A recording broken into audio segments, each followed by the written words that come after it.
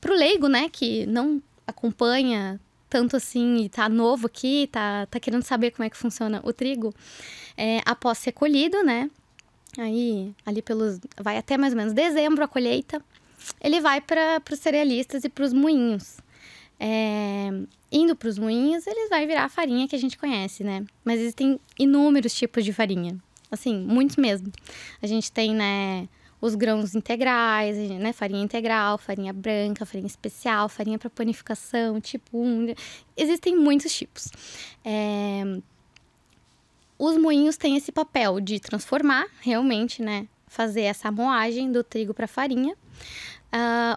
A farinha, ela então é empacotada, é direcionada para outros mercados, né, para o final também, para o consumidor final, mas também para indústrias de fabricação de alimentos. Estamos falando de volumes gigantescos de farinha, né?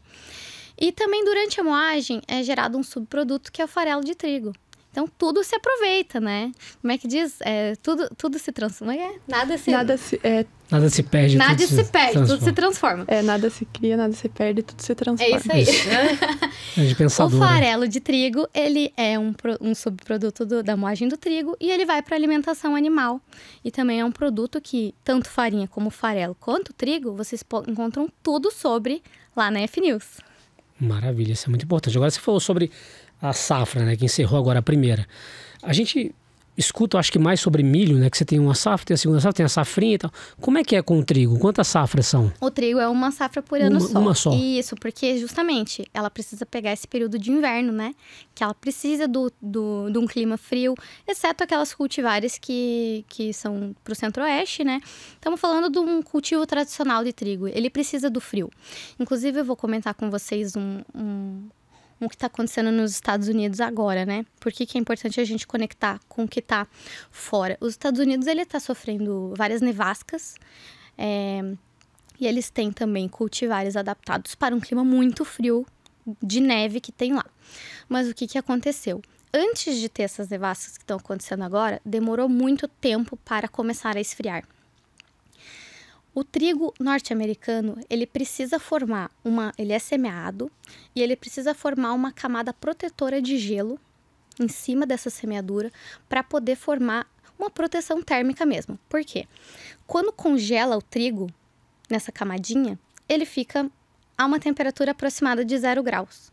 Então, essa camada protege das nevascas que vem depois, que reduzem as temperaturas aí até mais ou menos uns menos 40 graus Celsius.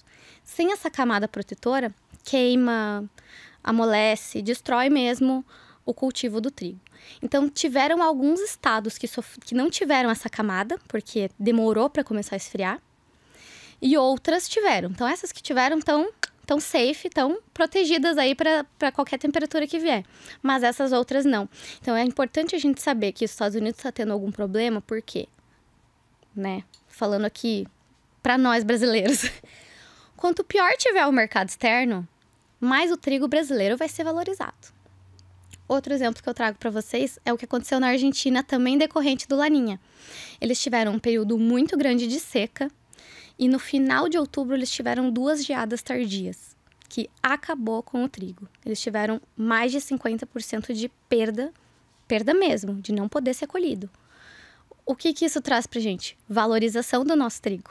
Né?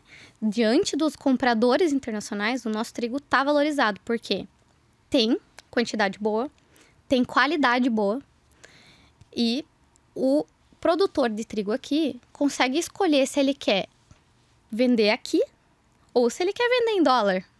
E por isso que eu te digo, trigo é dólar.